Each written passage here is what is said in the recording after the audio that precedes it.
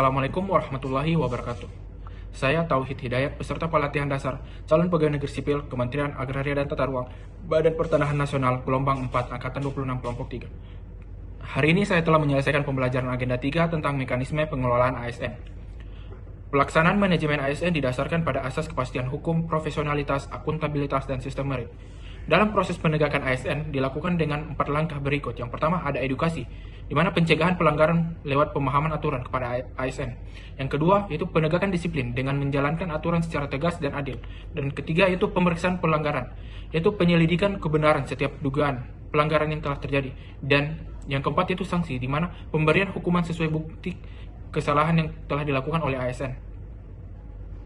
Struktur dan peran organisasi yang terlibat dalam pengelolaan ASN. Yang pertama ada Presiden sebagai pemegang kekuasaan tertinggi. Yang kedua ada Kementerian Pendayagunaan Aparatur Negara dan Reformasi Birokrasi atau biasa kita singkat dengan Kemenpan RB sebagai penetap kebijakan. Yang ketiga ada Badan Kepegawaian Negara atau biasa kita singkat dengan BKN. Itu sebagai penyelenggara norma, standar, prosedur, dan kriteria manajemen ASN berdasarkan prinsip meritokrasi. Dan yang keempat ada instansi pemerintah pusat dan daerah bertanggung jawab dalam menerapkan kebijakan manajemen ASN di lingkungannya masing-masing. Sistem Informasi Aparatur Sipil Negara atau biasa kita singkat dengan SIASN merupakan aplikasi yang bertujuan untuk mengintegrasikan data ASN secara nasional meliputi seluruh instansi pemerintah pusat dan instansi pemerintah daerah. Aplikasi SIASN mencakup perencanaan, seleksi, hingga pengembangan kapasitas pegawai. Penyelesaian sengketa ASN di mana Badan Pertimbangan Aparatur Sipil Negara atau biasa disingkat dengan BPASN bertugas untuk menerima, memeriksa, dan mengambil keputusan atas banding administrasi tersebut sesuai ketentuan dalam Peraturan Pemerintah Nomor 79 Tahun 2021, di mana kewajiban menempuh upaya administratif sesuai ketentuan hukum. Pegawai ASN wajib menempuh banding administratif ke BPASN terlebih dahulu sebelum mengajukan gugatan ke pengadilan.